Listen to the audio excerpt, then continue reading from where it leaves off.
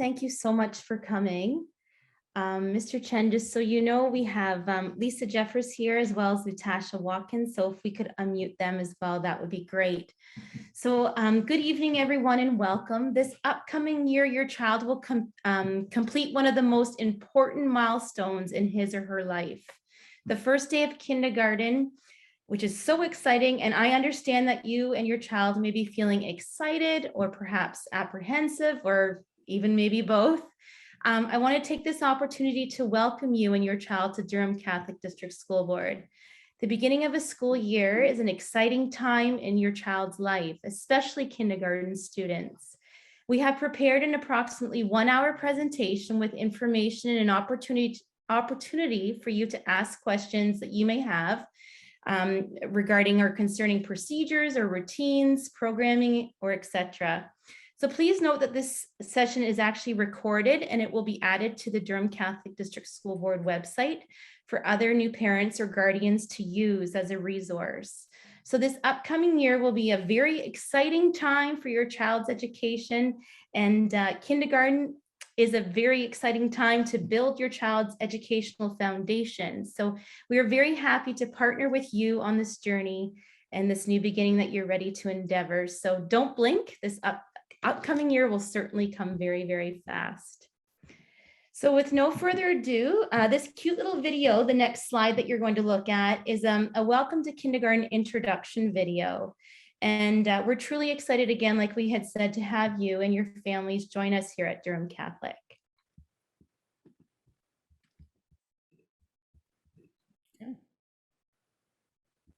Okay, so you know what, at this time, what we'll do is, if you don't mind, I'm going to ask that we start tonight's session by joining me by using the sign of our faith. So in the name of the Father and of the Son and of the Holy Spirit, amen. The opening prayer for any of you that would like to join me is, Lord in heaven, help us near to forget the beauty in a little child. Never let us forget the wonder and the trust yearning in their bright, twinkling eyes. Help me to remember that we are shaping the lives of tomorrow's generation. Give us love to overcome adversity. Give us patience to overcome trials. Give us wisdom to overcome shortcomings. Give us faith to overcome problems. And these children prepared to begin kindergarten, bless them and those who care for them. Amen. In the name of the Father and of the Son and of the Holy Spirit. Amen. So again, before we start today, we would like to respectfully acknowledge the 14,000 plus Indigenous people that currently live in Durham region. We acknowledge the land and the abundance of gifts and nutrients it provides to humankind. This picture is actually from Harmony Valley Conservation Area, for any of you that have been in that area. And this picture actually reminds us that we are all stewards and have a sense of responsibility to protect the natural environment. And we continue to be called to action and reconcile with the land that we have damaged. So today's presentation is just going to be an overview of what kindergarten will look like. So on the next slide, you're going to see this a sample of a day in a life of a full day kindergarten. So in this case, we use St. Paul's as our example. So you can, we're going to kindly ask that you just go to your feeder school's website to get the accurate start time and finish time for your kinder that will be starting kindergarten in September. Each school has their own website and it can be found on dcdsb.ca, or if you just kindly even want to Google, use the search engine on Google and simply just type your student's name, name of the school that they're going to be attending and the location that it is in. It should take you right to the school's web page. And on the next slide, you'll notice that we know that preparing our little ones for the future education means more than just teaching them the standard subjects. Mr. Chen, on the next slide. A key component to being a part of an elementary school community is devoting efforts to children's mental and emotional development, as well as their ability to socialize with others. So our school is simply just, It's a beautiful community made up of several fantastic people. And we really live through the notion that many hands make less work. So again, this is an example of the many individuals who are found in our buildings on a day-to-day basis, to help and assist or support your child. So again, we've used, this is just an example piece, but you will see that there must be anywhere from 15 to 20 people on a day-to-day basis that will be in the building to help support your child with their needs and wants. So again, on the next slide, we're going to talk to you about busing. Mrs. Watkins is, before I continue, I would like to introduce myself. I'm actually Sarah Crockford, and I work for the Academic Service Department at Durham Catholic District School Board. And within my portfolio, I would oversee the early years. So Mrs. Watkins, who you're going to meet, so I would oversee the OCTs, who are the classroom teachers in our kindergarten classrooms. And Mrs. Watkins is, I always like to say, my better half or my partner in crime, and she would oversee the ECE members in the kindergarten classroom. So with no further ado, Mrs. Watkins, if you don't mind, Mrs. Watkins also oversees the childcare. So if you are someone that will be wanting childcare before or after, she's your contact. But again, all the contact information will be at the end of the presentation. And if you do have questions and concerns or anything that you'd like to bring up, please do utilize the chat, or we will have an opportunity at the end of this presentation to answer anything that you'd like to know. Welcome, Mrs. Watkins. Good evening, everyone. Thank you so much, Mrs. Crawford. Glad to see everyone attending, and it's so wonderful to see that it's parents, it's family units, and it's children as well. So definitely having this exciting conversation of starting school after summer. So it's going to be exciting, everyone. As Ms. Crawford has mentioned, my name is Lutasha Watkins. I am currently working in the Academic Services Department. So I work alongside Mrs. Crawford as well as other consultants. My current title is Supervisor of Early Years and Childcare. So as Mrs. Crawford mentioned, I'm that liaison for ECEs, before and after care, childcare, and early on. So once again, thank you very much for logging on this evening and sharing some of your time with us. We do have other colleagues that are going to be speaking as well. And when their opportunity and slide appears, they will have a chance to speak as well. So you'll hear from Mrs. Jeffers in a few moments. So I will be with you for the next few slides. So as you can see, families and children, that there's a school bus. So there might be some kids that might walk to school. There might be some that drive, maybe a mom or a dad or an uncle or a grandma or another family relative may drive them. But we do have kids that take the school bus. So we wanted to ensure that everyone knows that when children arrive to our kindergarten yard, they are always supervised before the bell rings. And then in the afternoon, when it's class dismissal and school is done for the day, we do have colleagues in our schools that will ensure that parents will be, please assure parents that the children will be taken to the correct school bus and loaded that way. So we do have a procedure for the end of the day. And if you look at the screen, you can take a screenshot. There are 2 telephone numbers that are current. So that's where you can get information. There's also 2 websites. The second line, and in my screen, it's highlighted blue.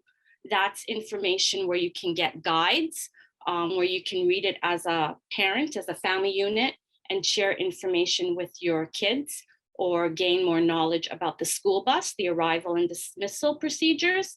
And the last line where it says as well, that is a wonderful link to videos that show children on school buses. So we might have some families where children might be going on the yellow bus for the first time.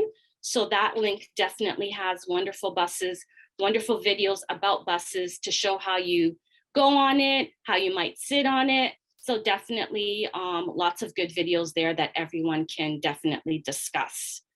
I noticed there's something in the chat, so we will definitely get to all the questions at the end with our Q&A. We definitely made time for that.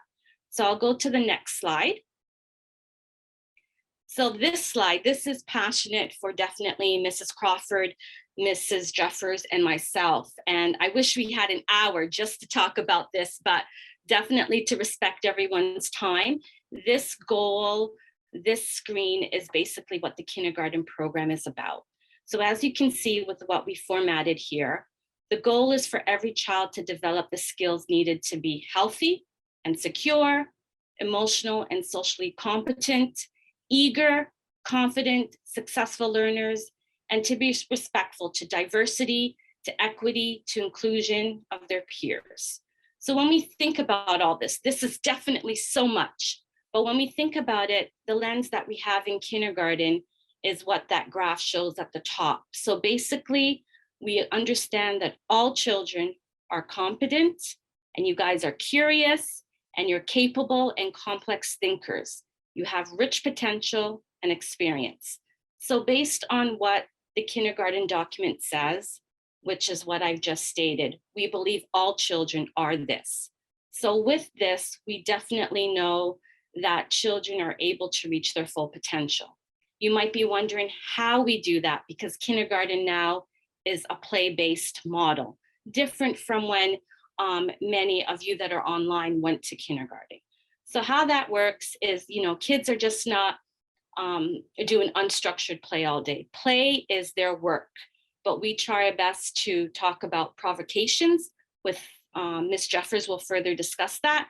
But when we think about the kindergarten document, it's the framework. So you'll see those squares at the bottom. So all the work that's done in the classroom is based on the belonging and contributing, the self-regulation and well-being, the demonstrating literacy and mathematics behaviors, and problem solving and innovating. So when you think about that, the way it's going to look is when your child enters kindergarten, year 1 in September, we're going to work on that belonging and that contributing.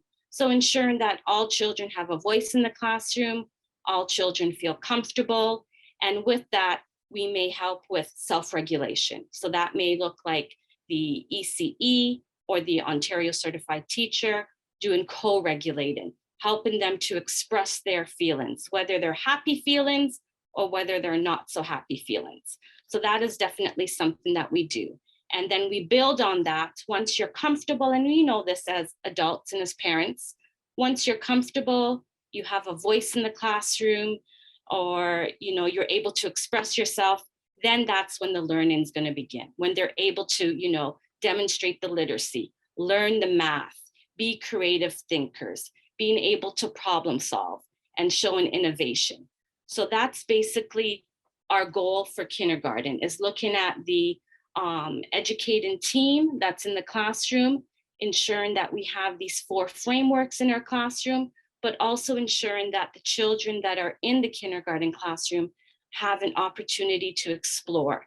And based on their exploration, that's where the educate and teaching team can document the experiences, document the activities happening, and then plan accordingly. So that is something that will be occurring. So definitely excited for everyone to have a moment to do the kindergarten.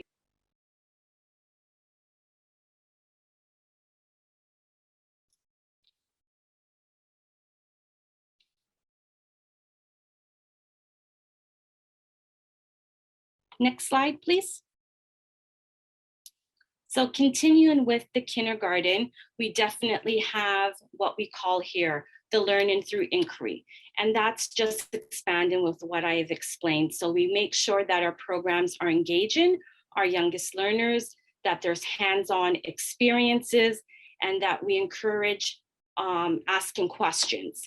And educators will ask open-ended questions where you're able to answer it in a variety of different ways. So the way Margaret might answer might be the difference the way Bob is answering, but everyone has an opportunity to use the words they have, to ask questions, to try to problem solve, and to explore materials. And we try our best to bring the outdoors, indoors. We try to have a lot of loose end materials So ensuring that the classroom is a reflection of what materials are in the world, as this picture definitely demonstrates. Bringing in the nature is one of the things that we would do.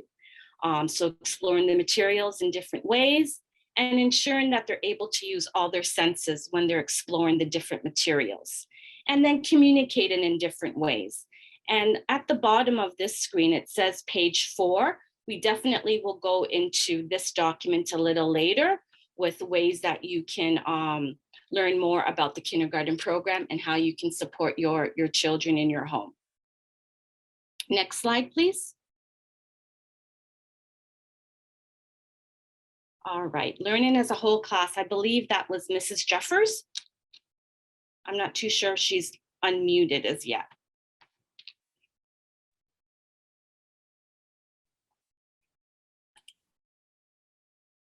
Hello, everybody. Good evening. My name is Lisa Jeffers. I am the literacy and ESL consultant, and I also have equity within my portfolio. It's so nice to be here and to see all these faces, these little faces who are so eager to start kindergarten. So welcome, everybody. So today we're going to talk about learning as a whole class. And at this time, this is where students can come together as a community for shared group activities where the teacher might be telling a story or teaching a lesson. It provides opportunities to have group discussions or reflecting on some of the concepts that were taught through religion. And learning as a whole group, it encourages and engages children in the opportunity to listen and respond to others. They can take turns in large group discussions and consider others' opinions and ideas. Next slide, please. And with whole group, there's always small group discussions or small group learning. And students, they have this time where they can work in a small group with one of their educators, as well as some of their peers. And at this time, they start to build relationships with their teachers and their classmates. They can learn and collaborate with each other and share their thinking in a safe space. Next slide. And learning through play. In the document that's provided on page 10, you will find some information about why it is important to, why play is important. So please check that out on page 10. But children are full of curiosity. They are able and they are capable and competent to explore the world around them through play. At Durham Catholic, students have the opportunity to explore areas of particular interest, such as the sand and water table, building blocks, the dramatic play, or just playing with puzzles. So here they develop their personal and social skills through making connections with their friends, having conversations, especially developing their language skills through role playing, again, asking questions and problem solving through words. With math, their children have that conceptual understanding of mathematics and that thinking and reasoning. So, even through puzzles, there's some mathematical thinking and reasoning right there. And science and technology, children are curious and they can connect their prior knowledge or their experiences to some of the new contexts that they'll be learning in class. And then with health and physical activity, children are making healthy choices and developing those the gross and fine motor skills through, as we see in this picture, these students are just playing and they're developing their physical skills. And then with art, students have that innate openness to their artistic activities and just bringing out their creativity. Next slide.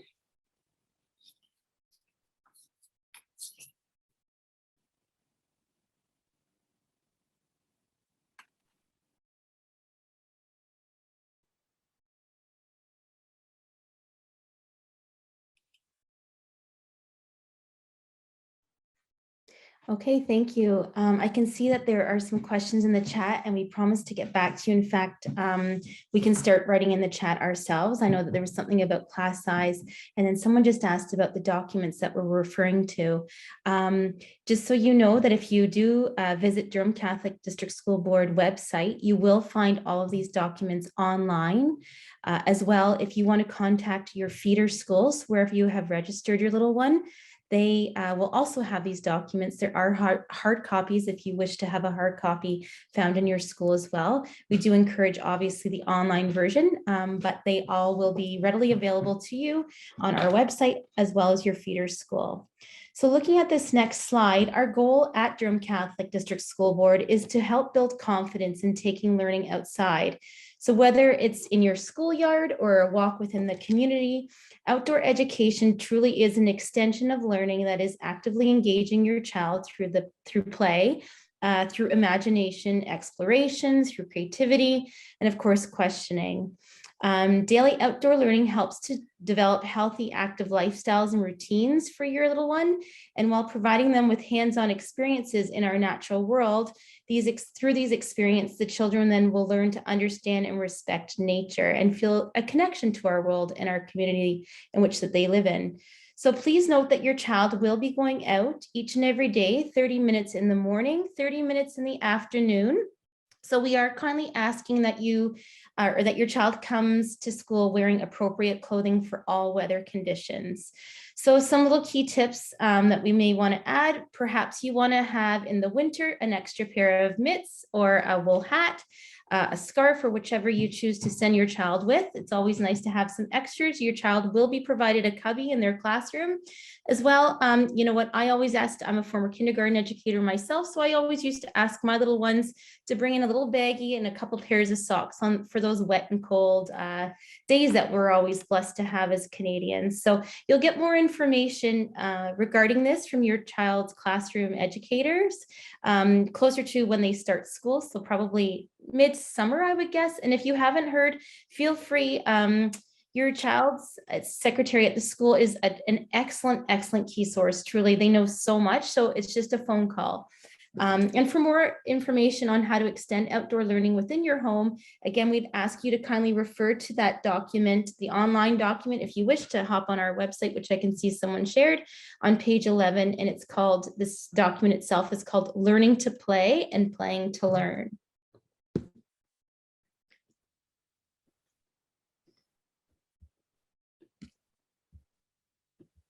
And we'll let Mrs. Jeff.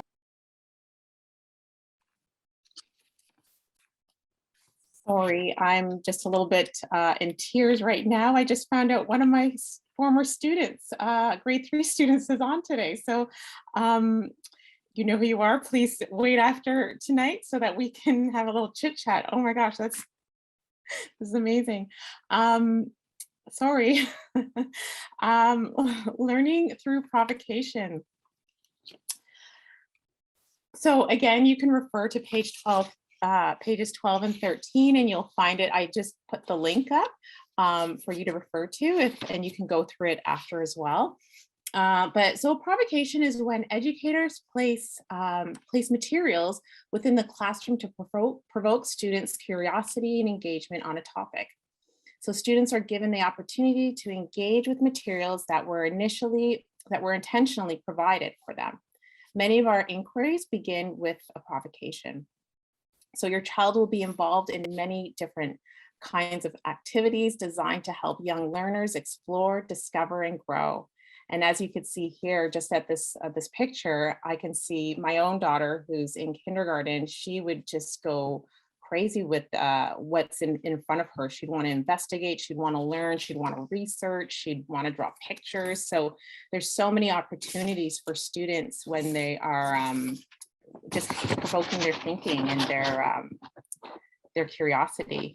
So it lends itself to creativity, independence, and critical thinking skills. And as well as when we're providing those open-ended activities that doesn't have that prescribed outcome, it stimulates ideas, initiatives, and imagination. They have that opportunity to explore their ideas alone or in groups.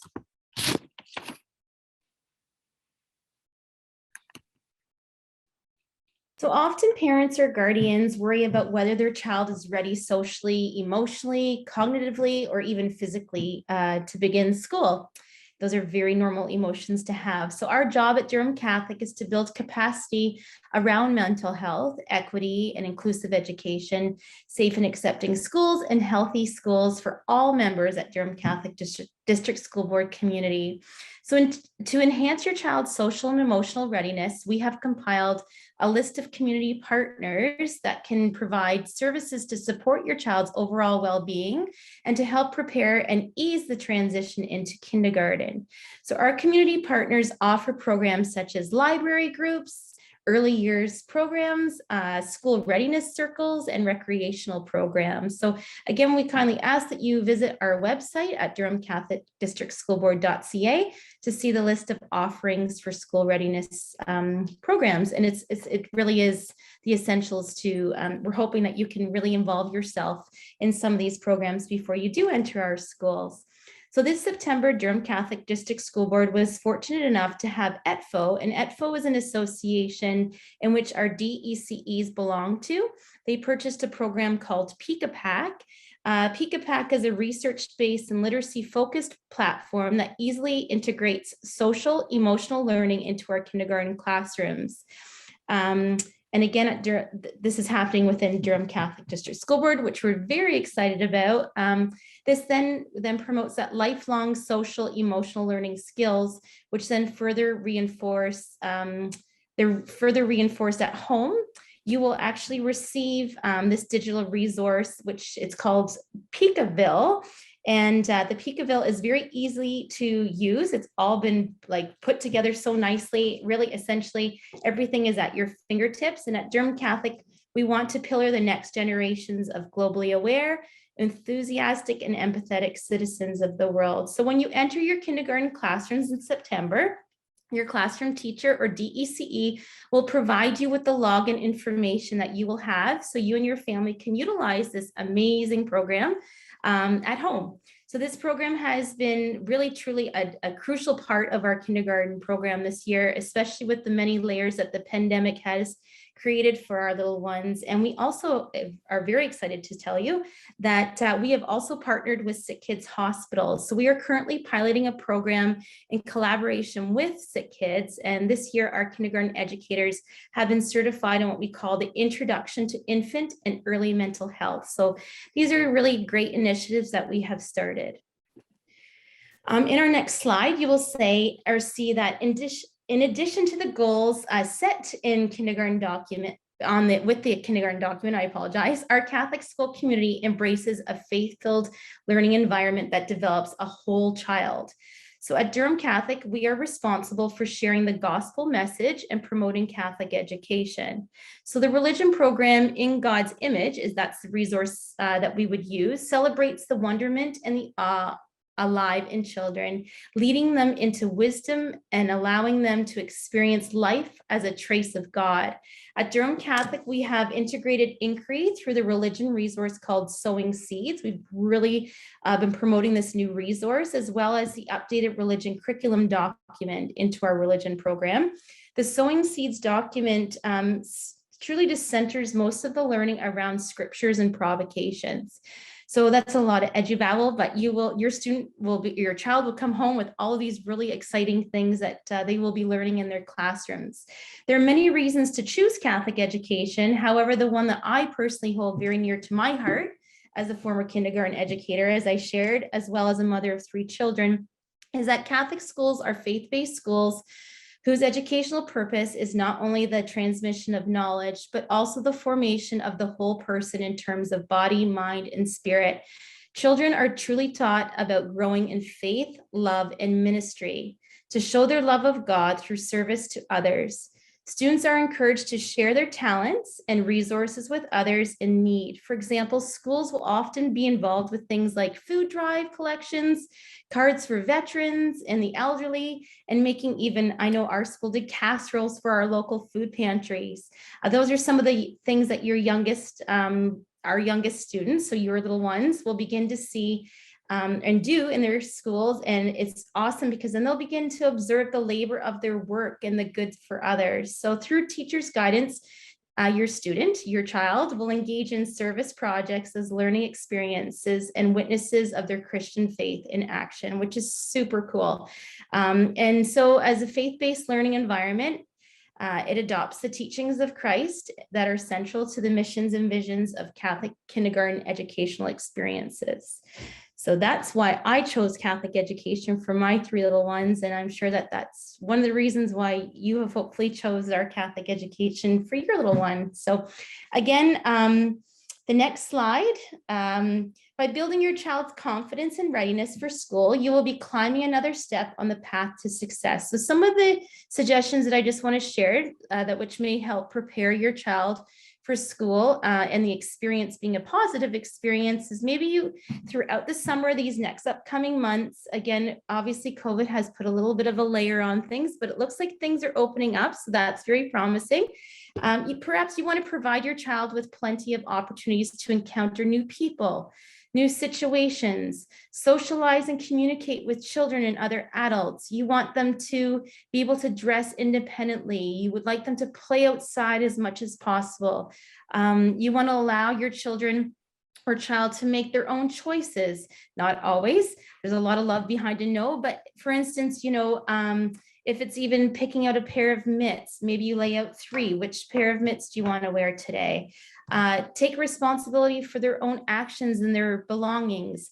Use the bathroom independently. Expose them to mathematical and literacy learning opportunities. For instance, count to them, read to them, play and talk with your child. And of course, we had mentioned the list of, or the plethora of resources that we have on our website that perhaps you want to get involved with your child in to promote the readiness of kindergarten.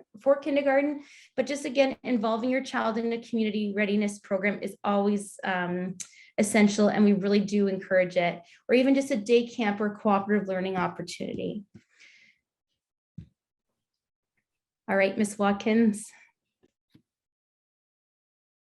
Thank you so much, Mrs. Crawford. So the next slide is nutrition breaks, but we've been monitoring the chat. So a lot of what will be discussed, if you go to the information that Mrs. Jeffers put in, or the link that I put in at 7:28, it will take you right to the landing page, and you're going to see various boxes. Register for kindergarten, you're going to see early on, you're going to see parent resources. So in those boxes for the parent resources, you're going to find the books that we've been referring to. You're also going to find the Toilenton book. I think there was something that came up with that.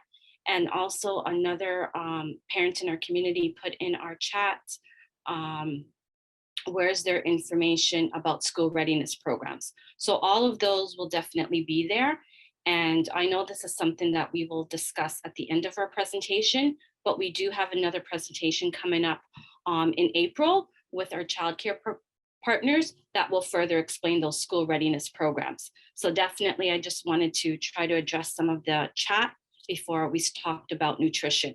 So with nutrition breaks, and there is a video that the team here and the communications department worked on to give you a visual, but students will always wash their hands before and after snack, and students will enjoy this in a socialized setting. We have experienced 2 types of socialized settings because of COVID. So everyone that is currently in kindergarten now has a place where they are able to have their lunch. And if they're eating, then they have their mask on. If they are not eating, then they put their mask back on. So eating, mask off, meeting, mask on. Or sorry, other way around. If you're eating, your mask is off, obviously, because you have to put the food in your mouth. And then if you're not eating, your mask is back on. If protocols go back to what we have been doing in the past, then masking is not a requirement during the nutrition break times. So basically for nutrition, there is a lunch time, and there's also what we call an AM and a PM snack. So when this occurs, all this nutrition is brought with the child every morning. So we try to always encourage practicing of opening up the bag, clothes in the bag, making sure that there's appropriate lids or containers where they're able to open them and close them. So that's something that you can definitely start to practice now with the opening and closing, putting stuff back in. And then also too, what we have noticed, the team here, is sometimes containers are labeled. So one would be labeled snack 1, so you would put number 1 on your child's container, and sometimes another part of the container or another container would be 2. So you would always have 1 before you have 2. So those are some of the stuff that we have encouraged and stuff that are successful in the kindergarten classroom. But please know that while our children are having lunch in the classroom setting, there is someone that is supervising to ensure that if help is needed, help will be given, or if there's support that's needed, if they're still trying to accommodate or refining their skills at the open and close. So that's definitely something that we do in our classrooms. And I do see that there is something here for allergies. If there's specific allergies to a classroom, then that classroom definitely gets information sent out. So everyone is aware of certain allergies in the classroom. And if it's something that has to be restricted from that classroom, then there's additional communication with the principal and or VP and educator team to the families that are in that classroom. Next slide, please. So with this one, this is our self-regulation, and this is such definitely a very big topic. With what Mrs. Crawford was mentioning earlier, our board has definitely has a wonderful opportunity to partner with Pikapak. So this coming May, we definitely have a family workshop where the discussion will be self-regulation. So if you're able to attend, definitely scan and get your registration in. This will also give families the opportunity that's not familiar with the Pikapak platform to get experience with it, get exposure to it before the classes start in September. And when we think of self-regulation, as we see on the screen here, it's an important life skill. It's something that we do to stay calm, to be focused, to manage our feelings, our impulses, to tolerate the frustrations, to solve problems, and to demonstrate independence. So when we think about this, this is a lot. And sometimes even adults, we may have our moments and we are able to self-regulate because we've had the experience. Someone has labeled our feelings for us. So please remember, as much as we talk about self-regulation, co-regulation is just as important. So when your child is having those wonderful feelings, label it for them, whether it's happy, excited about school, excited to see the school bus, or if it's sad that, they're going to miss mom, dad, aunt, uncle, whoever may be in that family unit. That's okay to have those feelings. And it's so important to have those discussions.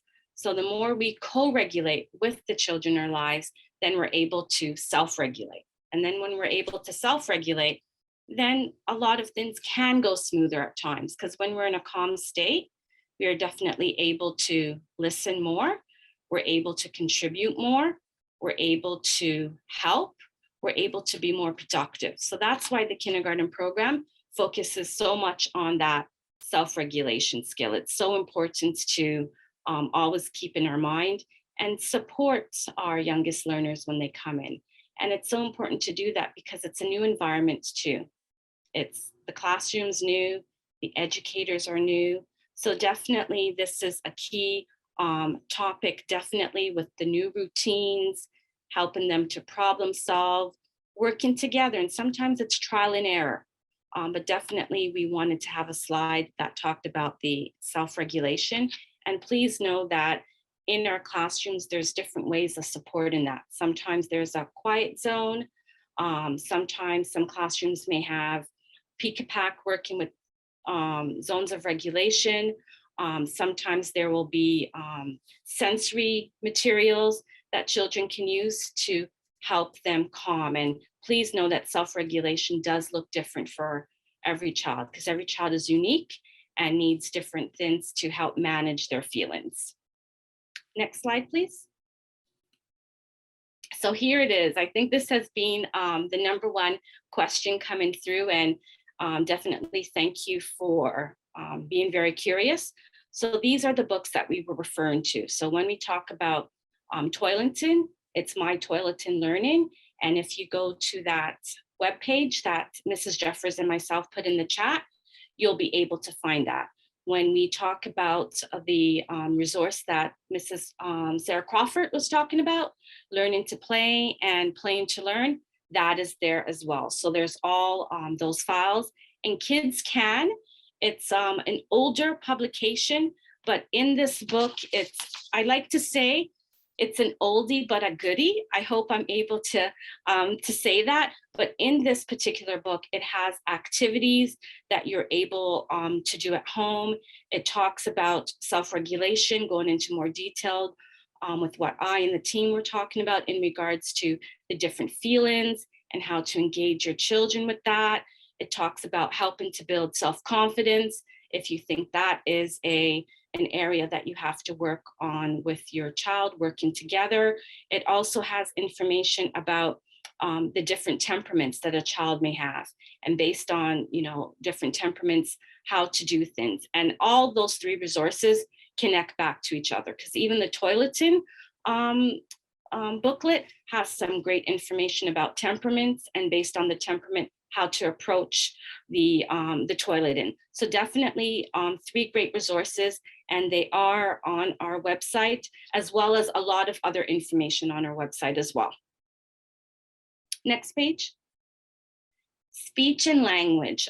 When the team was putting together this slide, we were thinking, what can we add? We don't want to overwhelm parents. We want everyone to feel excited, but speech and language is definitely something that we wanted to briefly address. When we think of speech and language, and it's definitely here, oral language is the basis for literacy, thinking, and relating in any language. So when we think about it, it's something that's so vital. And we just wanted to express this. And then if we go to the next slide, I can go into a little bit more detailed with it. These are some milestones when we think of speech and language and our youngest learners. We are very respectful that everyone has a different learning outcome, and we don't want to say all children are cookie cutters, but this is generally speaking by the age of 4.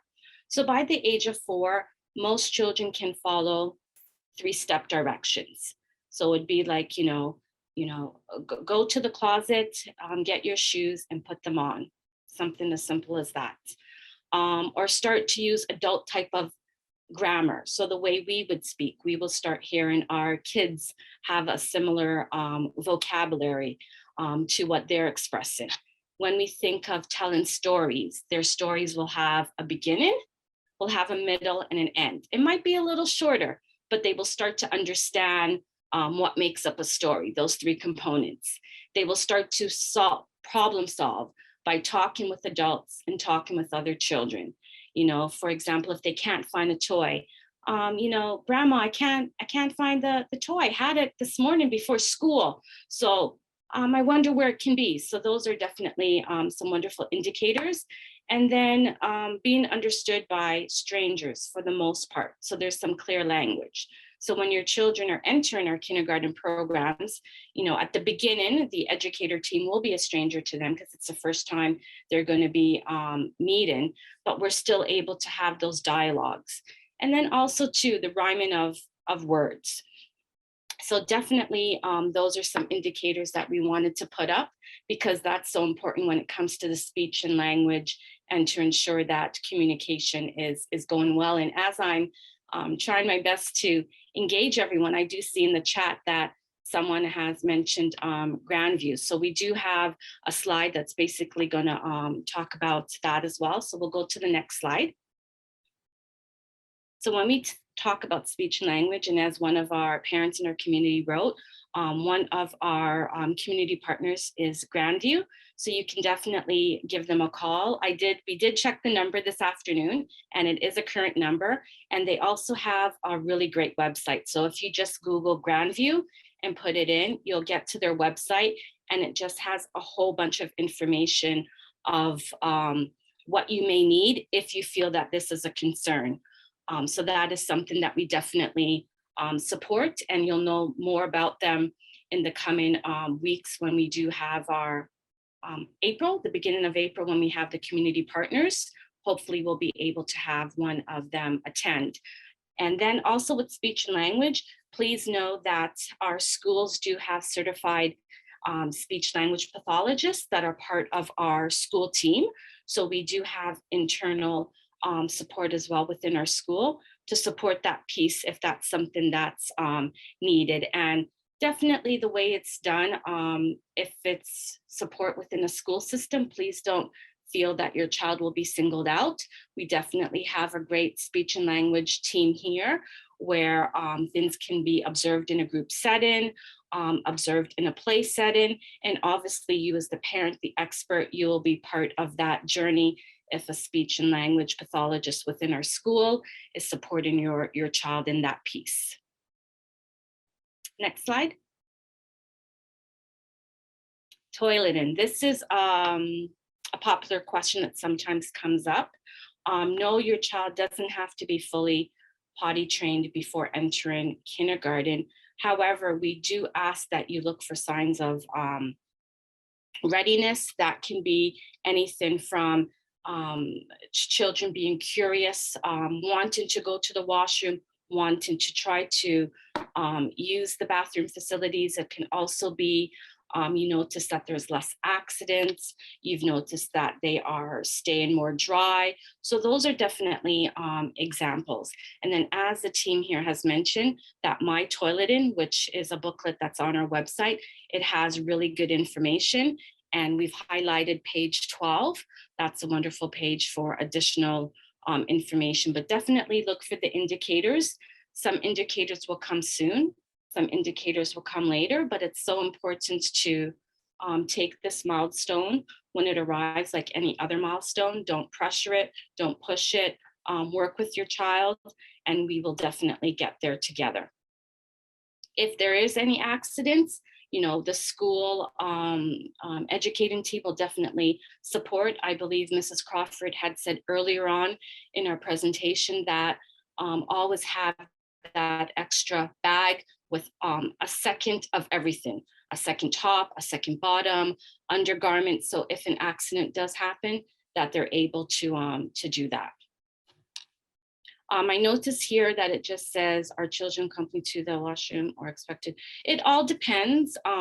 When we see certain questions, it's not a cookie cutter. So there are some kids that are going to come into a kindergarten classroom and they may be able to undress and dress themselves. And there may be others that may need a little support. And definitely, I think myself, Mrs. Crawford, and Mrs. Jeffers can easily say that when we are doing accidents, if they occur, we try our best to be respectful. So most kindergarten classrooms do have a washroom and do have a child-friendly door.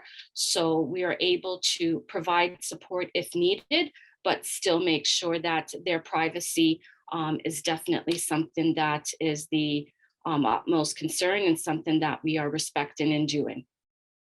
Next slide. So this is the slide that the team was just talking about. Childcare and learning years partners, we have quite a few. So when we think of childcare programs, we have the YMCA, we also have Ferry Glen, we have Pride, we have Waterview. So we have a few childcare programs that are in our schools that we partner with. They're in our schools and they're a partner, but they operate separately. So they will have their own supervisors, their own educators, their own executive director, and they follow Ministry of Education guidelines as well. So we also have recreational programs. One of our programs is the Boys and Girls Club. So that's something that we offer. We also have Ontario Early Years programs, which is now known as Early On. And those type of programs are located within our schools as well, but they just operate separately, meaning they have their own professional staff and educators. School readiness programs, that was also in our chat. So most of our school readiness programs are done by the YMCA that will offer programs throughout the summer. And we also have programs that are run by our librarians in our community librarian partners, and that will be discussed next month when we do have a community librarian representative that will be on the call with Mrs. Jeffers, Mrs. Crawford, and myself, and maybe other colleagues. And then I know there was a typo there, sorry about that. We were wondering what to do first, and then we decided to do the same format that we did last year. So we did the Welcome to Kindergarten event first, and then in April, we're going to do the childcare and early years partner. So that will be April the 5th. Thanks so much. I think that was it for that slide. Thank you.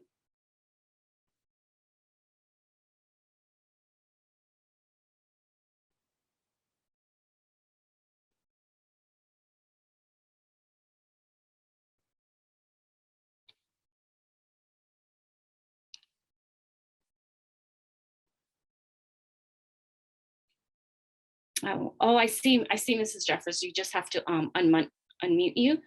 Our amazing colleague will do it. Thank you. Thank you, Brian. So as you know, as I mentioned, I am the English second language consultant with our board. And if your child speaks a second language, a different language at home, or their first language at home, and they may be learning English, then we would have teachers that would support our multilingual learners. And so our ESL teachers, we have 11 ESL teachers within the elementary board, in the elementary panel, and they would travel to the different schools and provide support based on need, really. And our ESL teachers, it's not just for newcomers, so it is for newcomer students, but as well as students who might speak that second language at home. And even though that they are learning their English language in school, I highly encourage to continue speaking your first language at home. It's so important that our students continue learning their culture, their first language, as well as sharing that within the classroom, sharing their experiences, their knowledge, their language within the classroom with their peers and with their teachers. And so usually with our multilingual learners, we will send home a Swiss form, which is our settlement workers. So we have one of our settlement workers today. They are going to be sharing some information about the Swiss program. And so Carmen is with us today. She will give us some more information of the wonderful program that Swiss offers, not only just for our newcomers, but for people who are already living here in Canada. So Carmen is here with us. Mr. Chen, sorry, we will have to unmute Carmen Subibi. She has a Swiss icon right in her. I'm just gonna give host access over to Maria B, I think, who has her PowerPoint there. And Maria, if you could send that back over when you're done, if you want to unmute Carmen as well, and send that host back over once you're done.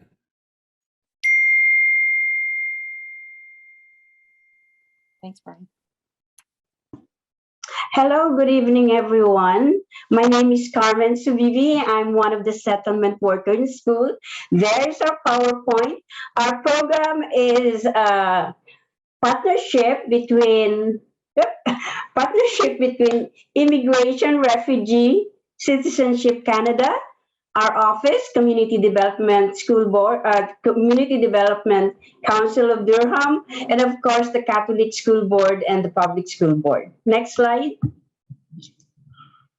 And what is SWIS? SWIS is Settlement Worker in School. It's a school-based program that provides information and referral. It says that newly arrived families, but we serve everyone. Canadian, international student, working visa, anyone who is in Canada, we provide those support and services. So we basically connect families to community resources. We also connect them with social and cultural services. We provide local to integrate with the local school. And basically, we are school-based, so there is a Swiss worker in all the school. Next slide, please. And so what we do, as I've said, we are information and referral. So we work closely with school and with the ESL, ELL coaches. So we try our best to make sure that the family settle in, whether they're new in Canada, new in Durham, new in the in a city or town here in Durham region. And also and that's why we love to come to kindergarten, because a lot of parents, sometimes it's their first time to have a student in the Ontario school system. So we provide that support, assistance, even registration. If language is needed, we provide language support.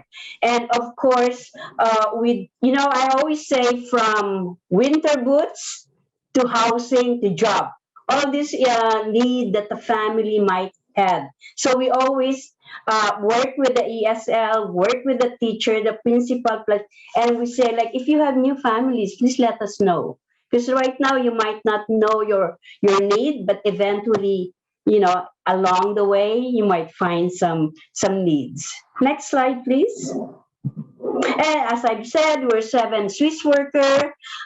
We have 13 languages among ourselves. And remember, each school has a settlement worker.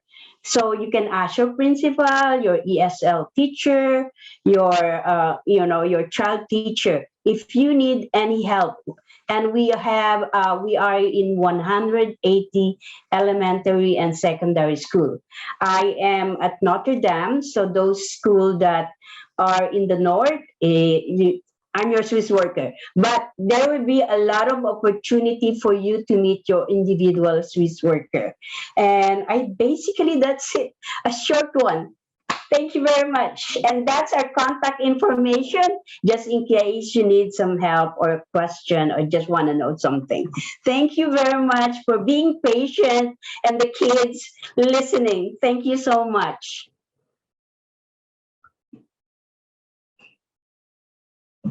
Thanks so much, Carmen and Maria. We're going to go back to the top of the PowerPoint, and we're going to show the Welcome to Kindergarten video. Thanks to Andrew, Stefan, and DV, who mentioned in chat that we do need to enable that media content. Thanks a lot. We've done that now. I'm literally a last-minute call-up. That's why my camera's not on. I didn't get a chance to go through hair and makeup, but the Dream team, the Dream Kindergarten team called me up last minute. We've got, I think, the PowerPoint here now. I've got host back, so I'm going to share that with you, and hopefully we'll get this video up and running for you. Welcome to Kindergarten.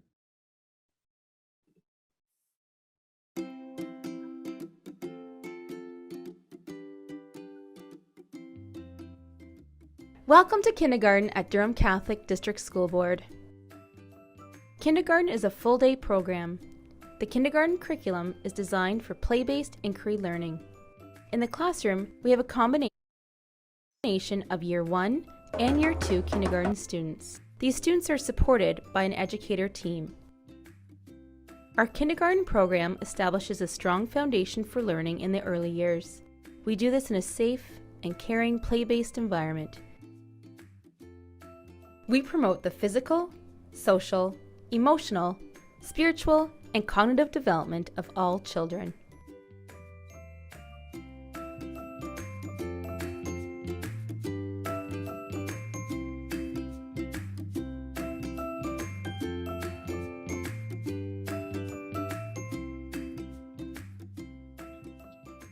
Visit dcdsb.ca/kindergarten for more information and to register your child for kindergarten.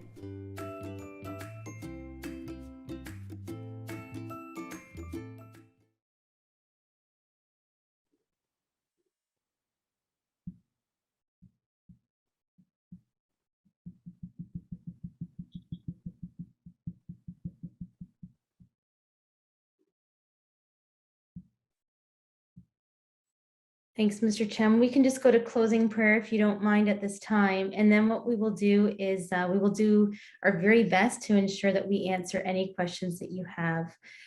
Oh, right. Yeah. So this is a really cute video, actually. So it's a very quick video. And I'm going to start off by saying, we want to watch this video and I want you to put your thinking caps on, boys and girls and parents or guardians that are in this group. We are going to ask, right now, this video is of other students at other schools, but we wanted to incorporate this into our school system. So we were thinking it would be really neat on the first day of school. May not work out. I know the first day of school can often be busy, but if it can happen throughout the summer, maybe the second, third day of school. But if you could ask your little one, we're going to put 5 questions up on our website and we're going to ask that you hashtag. You will get more communication, so don't sweat it right now. You're going to watch this and I want you to think of some neat ways that you can integrate your child into next year's Welcome to Kindergarten video. So here's a quick little blurb or a quick little video that you can watch.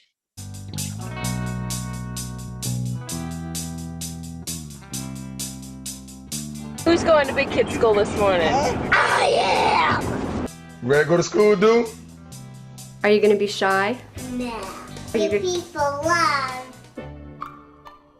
What's today? July. Can you tell me what day it is today? Wednesday.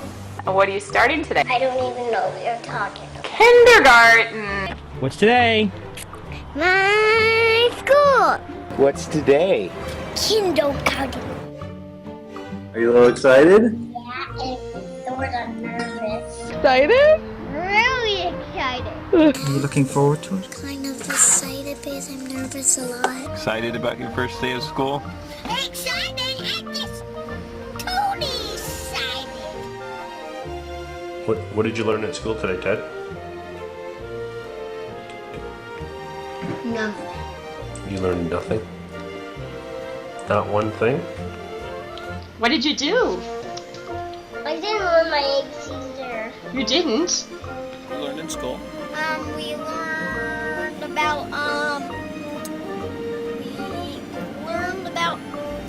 What'd you do? Have fun, huh? So, Mara, did you make any new friends today? Yeah. Oh, we've got the gist of it. That's okay, Mr. Chen, if it got cut off. But you get the gist of it. There are going to be 5 questions. We're going to put them up on our website. We really, truly would love to have your students, your little ones on next year's video. So we want to thank you for coming, and we recognize that your child's education is your largest investment, and we want to ensure you that your child is in good hands. So with no further ado, we're going to do closing prayer. We're going to end today's session. So in the name of the Father, and of the Son, and of the Holy Spirit, amen. Let the children come to me, and do not prevent them, for the kingdom of heaven belongs to such as these. Amen. In the name of the Father, and of the Son, and of the Holy Spirit, amen. So with no further ado, I think I've Mrs. Watkins, Miss Jeffers, Mr. Chen, I do believe that we have the chat here open. And we've articulated some answers, a lot of answers. I know there's a lot of conversation about masks. And without getting into a personal debate on whether masks are a thing or not a thing, I do see, with watching the news that we are moving forward, and there's probably a strong probability that masks will be lifted in our schools. So that's probably, we're talking about September, right? So, we all live here in Canada. We're all watching the same news. I'm thinking that that's the direction, but of course, I would always just go right to the Durham Catholic District School Board website to get more information regarding that. In the last 2 years, our kindergarten students did not have to wear masks. It was just up to the lateral part of COVID that they had to wear masks. And again, that's your personal your personal comfort. So if you choose to have your child wear a mask, that is always welcome too. We would never, ever not.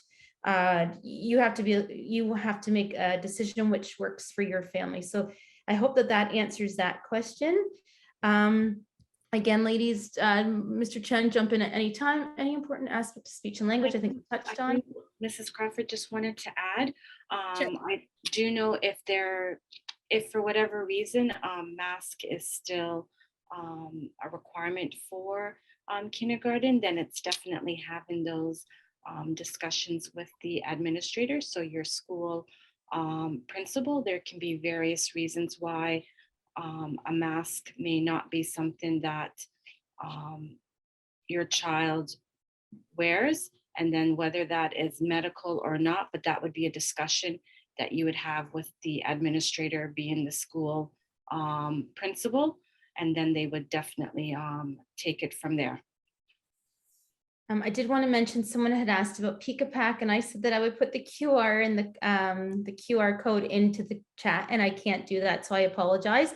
What I was thinking was after we end, maybe Mr. Chen, I believe it's slide 7 or 8, you'll see there's a poster. If we could just put it up on the web, like on this Zoom, I think people could take their devices and be able to get the QR code if you wanted to register, which works in your favor because it's first come, first serve. So you'll be able to get in there first.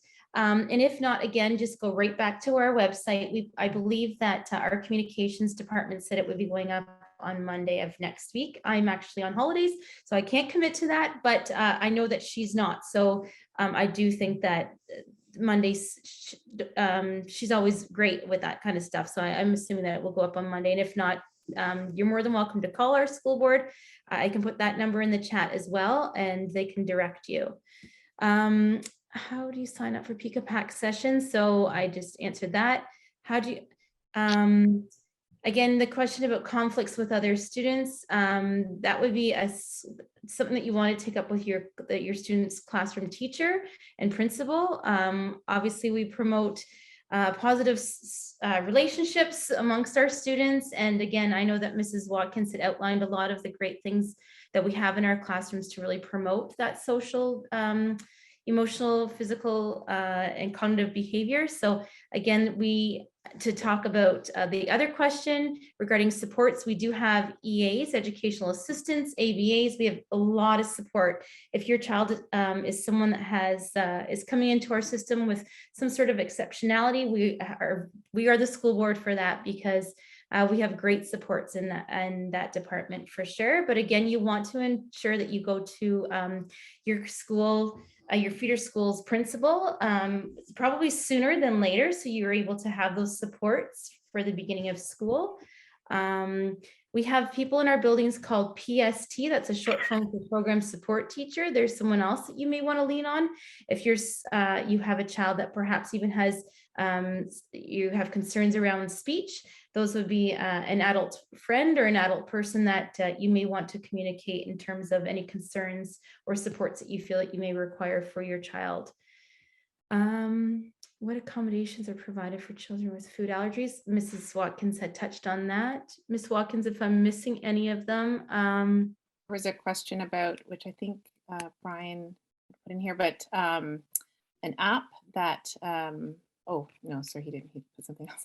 An app where teachers can share students how they're doing in class or photos. So I just shared that we have an app that Brian could probably speak to, or will invest, Etsby, that we use. I know with my daughter, she's in kindergarten, and I receive pictures and I get messages from her teachers, and I can send messages to their teacher as well, both of my girls, and just about anything, you know, can I bring in treats for a birthday party? Or they might just let me know that something happened with one of my daughters. And so it's a great platform for teachers to share how your child is doing throughout the day. That platform is also how you will receive what you call a communication of learning or a progress report. Those happen within your child. So in kindergarten, we call them year 1, year 2. When I was going to school, it was JKSK. It is a combined program.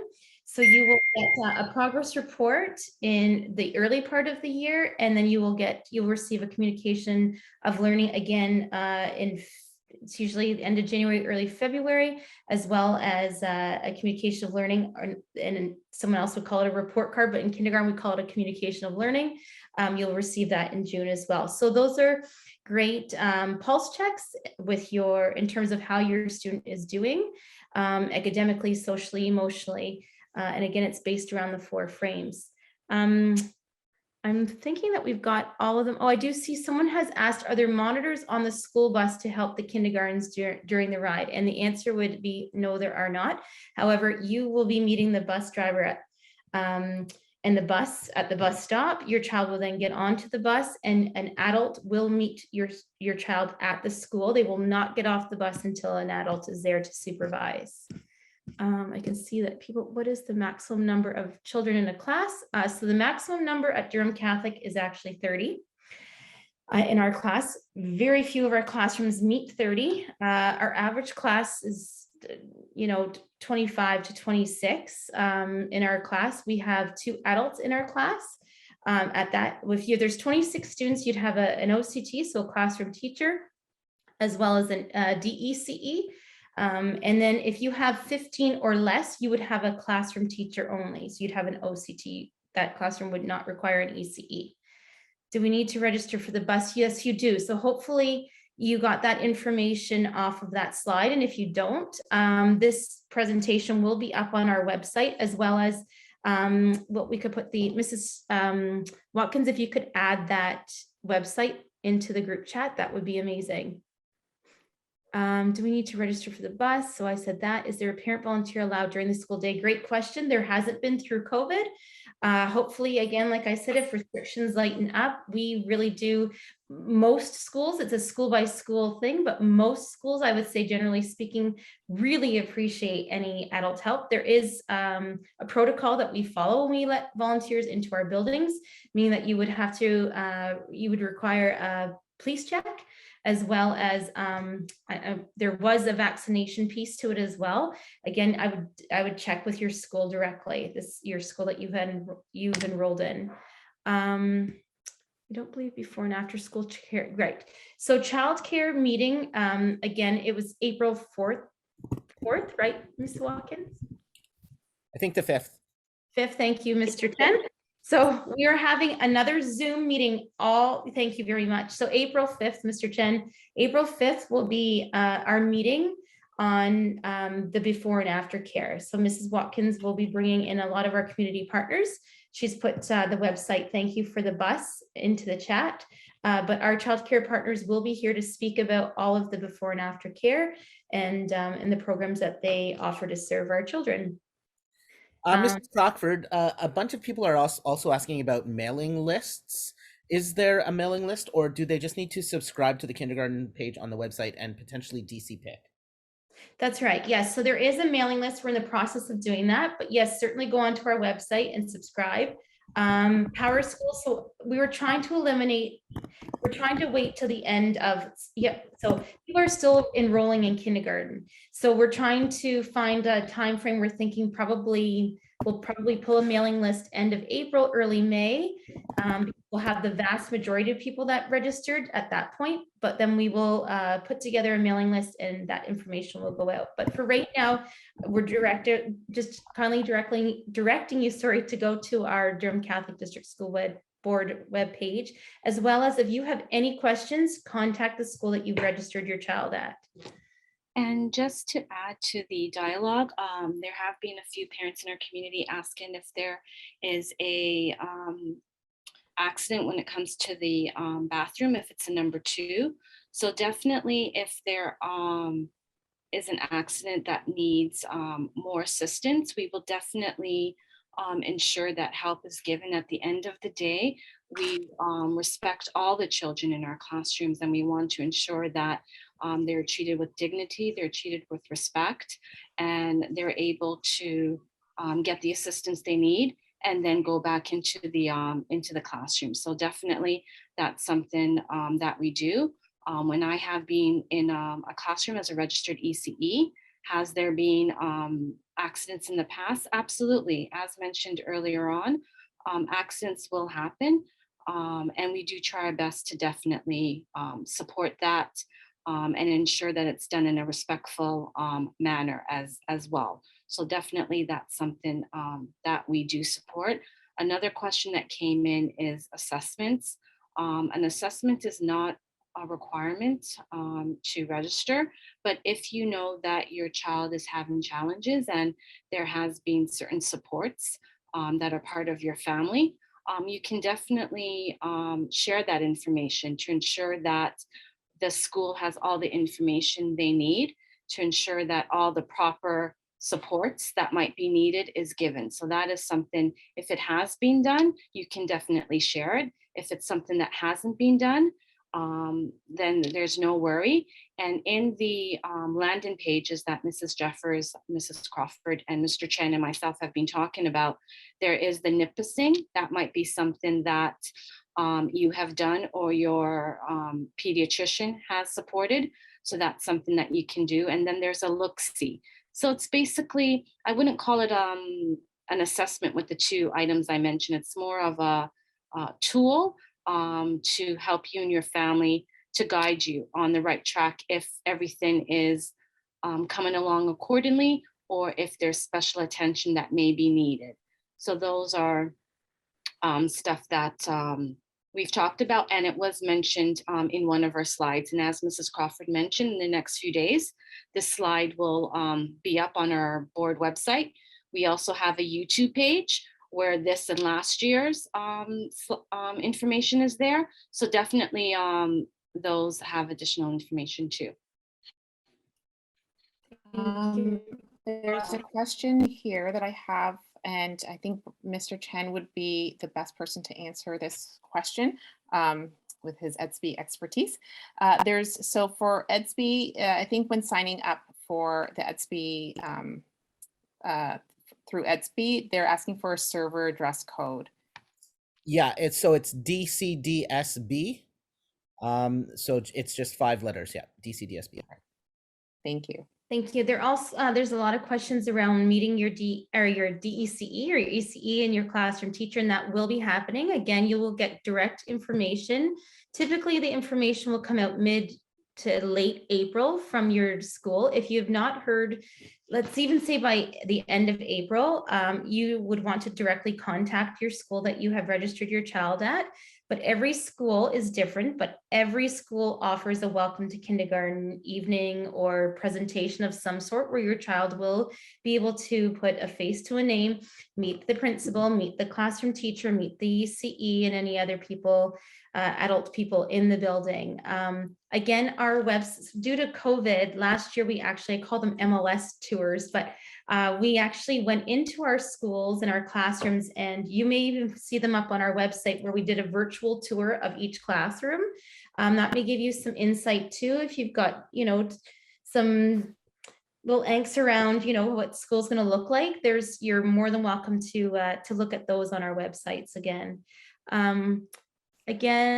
Classrooms, yeah. So is schools peanut free?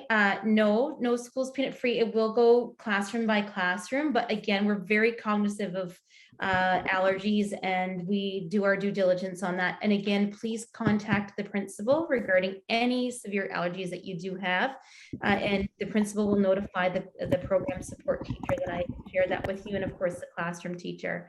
So in terms of a mock trial day before the first day of school, again, every school is different, but you will have the opportunity to hopefully, restrictions being the way that they are now, going into the schools and being able to see what the classroom looks like, being able to see what the school looks like, and meeting the classroom teacher in ECE. Yes, this meeting will be posted on our website, so you will be able to see this meeting again. And clarify the name of the app. The app is called EDSB. Perfect. Thank you. Thank you, Katie. Parents will be receiving an invitation. Thank you, Mr. Chen. For children who are advanced, already reading and writing, are there enrichment resources available? Again, that would be something that you want to contact or speak to your classroom teacher and OCT and ECE about. Your programs, again, there's a team of people in these individual schools that you are registered in, so your program support teacher will be able to support that way. In terms of what time school starts and ends, again, that varies from whatever school you are registered at. So we would encourage you to get onto your school website. You can do that via our DCDSB website, or you would I know that when I'm in a pinch, I know where my students go, or my own children go, I'll Google engine and then just type in this name of the school and it will come up. So either or, but all that information will be found on the individual school websites. And somebody asked how to actually register for a program as well. And so I would suggest contacting your closest Catholic school as well to register for that school. Thanks, Mr. Chen. That's right.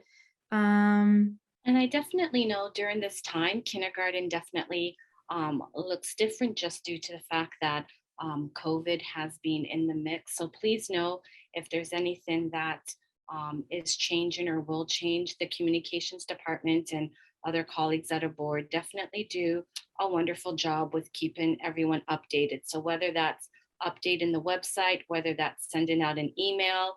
So I know many of the families on this call are just, wanting to ensure the best start possible in September. But also just remember that there's a lot of things that we don't know. So if things change, we're very adaptable. So the only example I can give is last year when school started, because there was just so much things happening, it was a staggered start. So we definitely tried our best to cater to our youngest learners, and there was a staggered start. Administrators, principals connected with families to ensure what days children would be going and not going. And then we also tried our best to connect that with before and after care if that was something that was needed. So please know that if it's going to be what we would call a regular start, where everyone is going, that information definitely will be shared. If there's going to be something different, communication will go out to ensure that we are handling our youngest learners in the most delicate care possible to ensure their safety and ensure that we're following any public health guidelines that we may get. And I can see that people are asking about information that they haven't had the opportunity to upload within our platform from where they registered. So again, you should be getting communication from your school that you've registered at. And again, we're going to give the timeline late April. And if you haven't heard anything, please do so, because all of that information will have to get to that school. So in the past, we're emailing that information. Prior to COVID, we were actually making appointments where you would walk in, you hand the documentation over, and often that was a time or an opportunity for your student to be able to meet, the classroom teacher and ECE.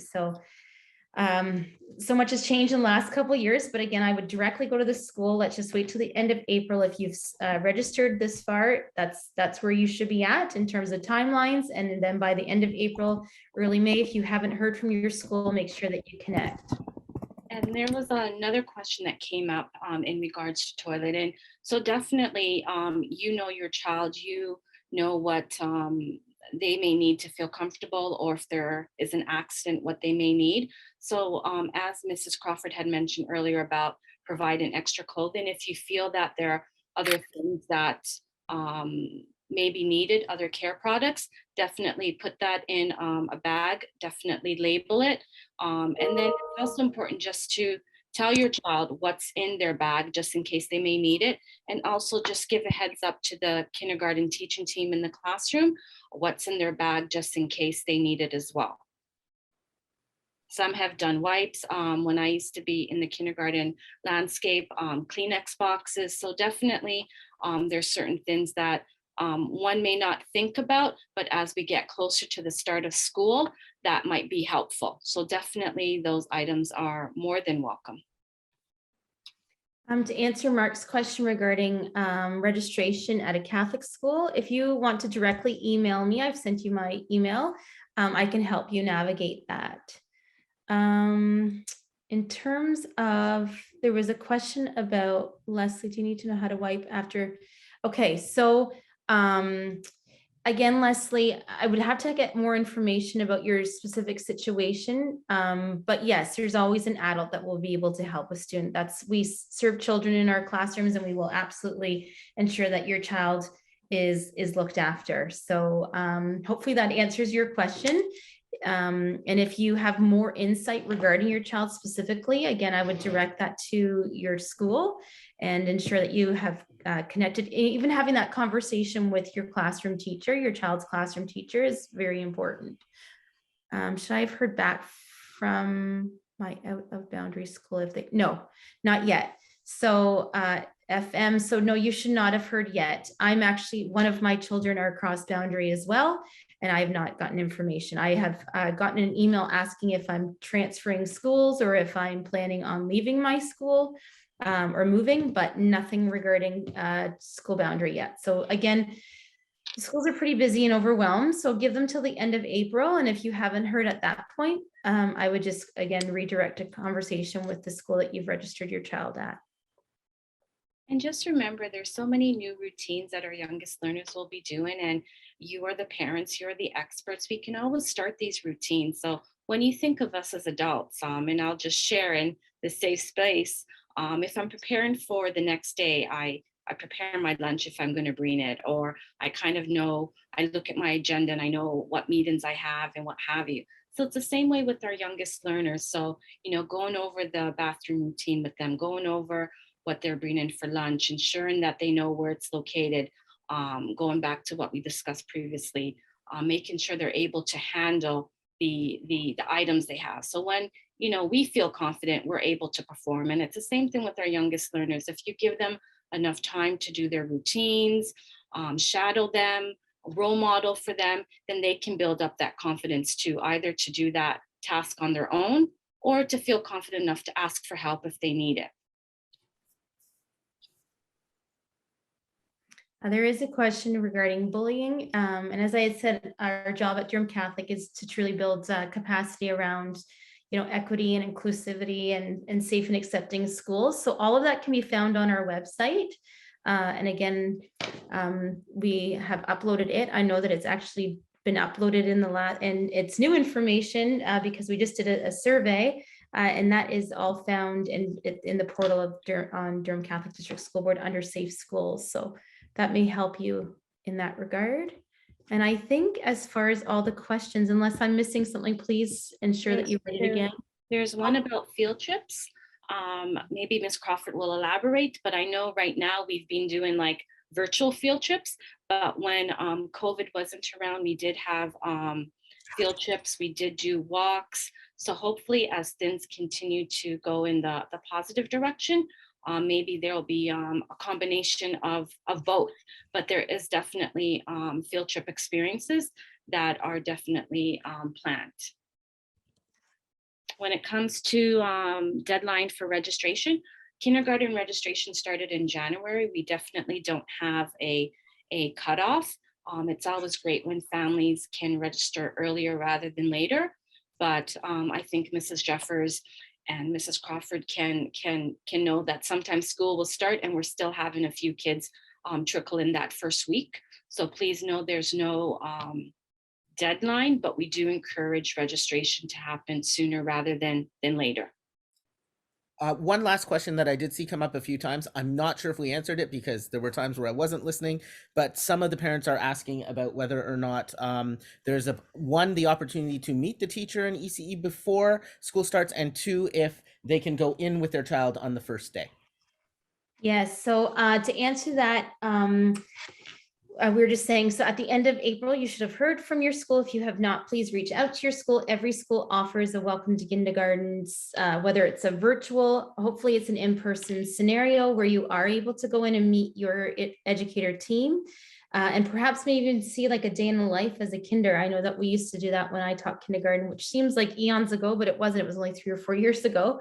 And we hope that we can move on to that or move back to that, because that really was great pedagogy and great practice. But again, our schools have been so extremely flexible, and I know that they're working hard to ensure that your child gets the best start possible. So again, for that information, I would reach out to your schools. And then Mr. Chen, you had mentioned in regards to another question. It was a loaded question. I'm sorry. What was the other part of the question? It was the first day if you can go in with your child. Right. Thank you, Mr. Chen. And the answer is typically, this is my own personal answer, but I think that most schools would probably say the same thing. Again, I would reach out to your school, but I know in the school that I worked at, it was highly encouraged that you drop your student off at the door, because I know parents out there, because I've had 3 of mine dropped off at kindergarten, and often I would sit there and think, oh my gosh, and it's always harder on the parent than it is on the child. Students, by the end of the day, I hate to say it, but they've had so much fun that they may not have even missed you, but I understand that that transition is extremely difficult. But again, we want to get into really good, strong, healthy habits. And I know that it's difficult and it's hard, but it's highly encouraged that the adult drop off the child to the educator team, and the educator team will then bring the student into the class. Now, there were times, again, pre-COVID, where you were invited on that first day of school. So again, it's whatever your school practices. We've also had opportunities in the school that I've just talked to you about, that was what we did prior to COVID, but we did have opportunities where you were welcomed in the first day of school. We kind of did the morning where we showed you what kindergarten looked like. And then, right before the first bell for recess, then you would leave and you would say goodbye to your student and then pick them up at the end of the day. So again, it would vary from school to school, but just know that your child will have such a great time in kindergarten. They're in great hands, both Natasha and myself, Ms. Jeffers, Mr. Chen. We get to go into these buildings. We see these classrooms firsthand, and they are working very diligently, and it's exciting. This is a very exciting time. And so I hope that you're enthusiastic. I hope that your student's enthusiastic, and just know that it is harder on the parent when saying goodbye to the child that first day. But you will be handing them over to a kindergarten team. It's not like you're dropping them in the yard and leaving both times. In kindergarten, for both my sons, it was a different experience, but both times the kindergarten team took them, under their wing right from me. So don't worry about that. You will be with your child until their educators come and get them. Sure. So that's a great question.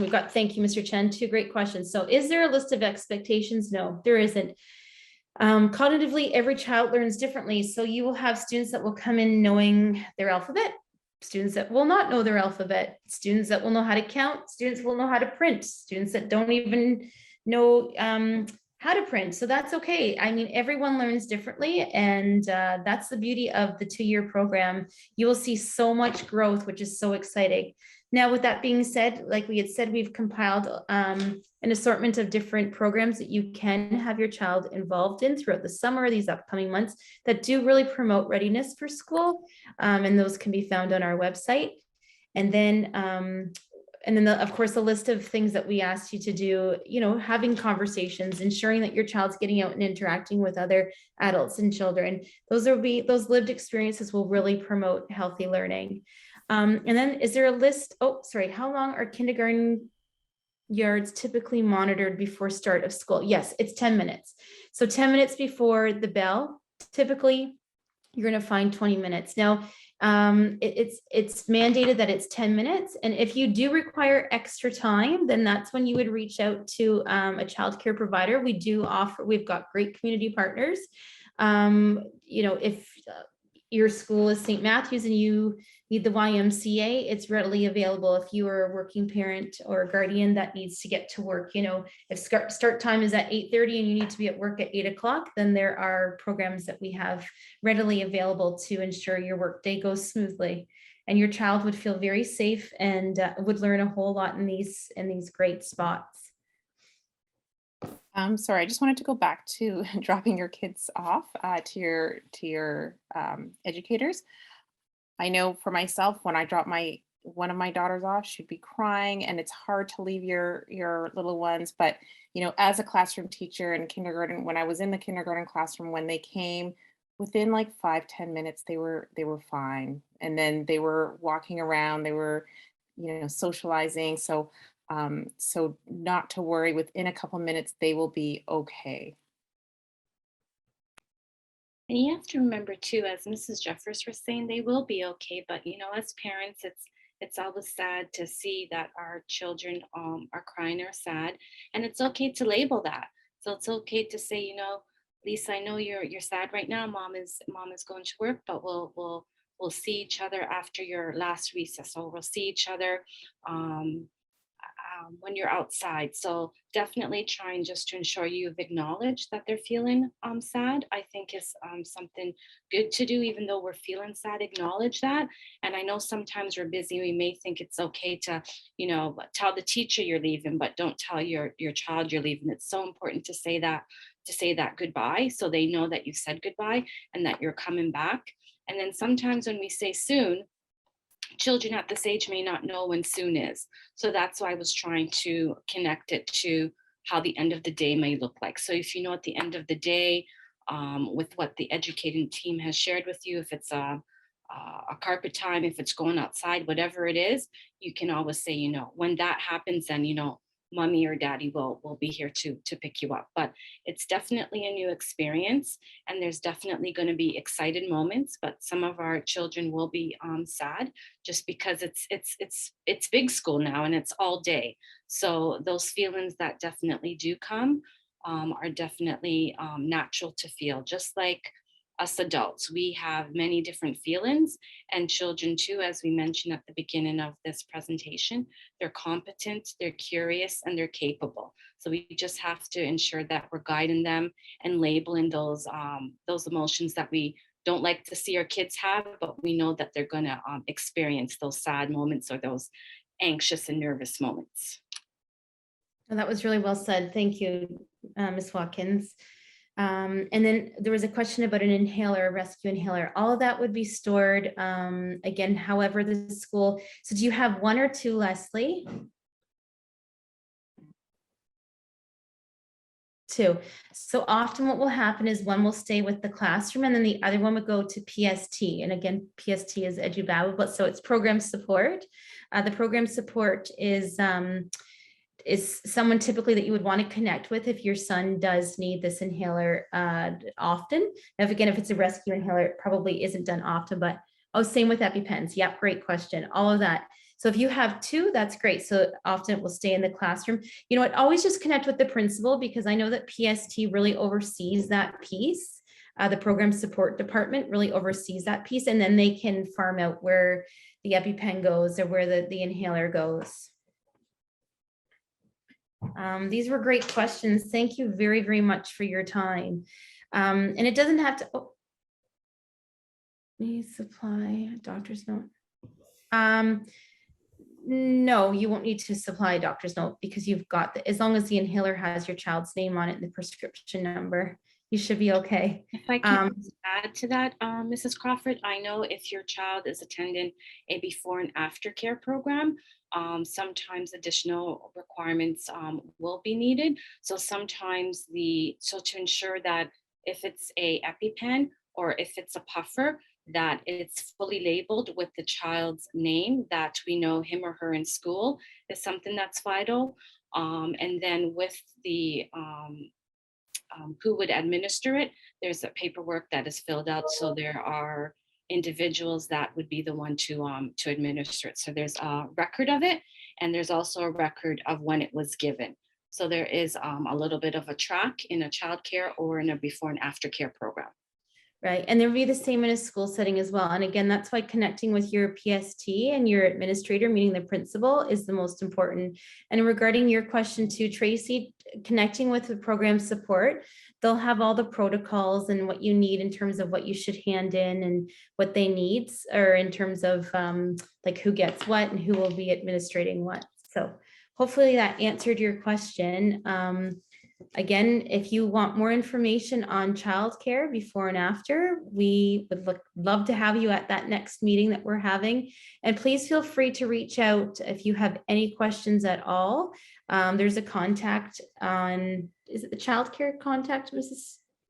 Walker? Yes, I do have another account, so I'll put it in the chat. So if you have any questions specifically to early years program, childcare program, I can answer. If it's something that's dealing more with school administration, I respectfully am aware of my boundaries, so it might take a longer time to respond because I may have to give that question on to someone else, but I could put in that secondary email that I use to help support the questions that might arise between now and the start of school. I'll do that now. Awesome. Thanks, Ms. Watkins. And I think that's it. So thank you again for your time. And we are really looking forward to having you join us at Durham Catholic. It was wonderful. Thank you for joining. I know we went over time, but we wanted to make sure that the team here answered all the questions. So thank you for staying on with us. Thank you for logging in at the beginning. The team apologizes for the technical difficulties. If it wasn't for Mr. Chen, I don't know what we would have done this evening. So he is our superstar rock star for tech, if that makes any sense. But thank you. And for all the boys and girls that stayed up a little late or joined us at the beginning, it was so nice to see all your faces, and we look forward to seeing you in September.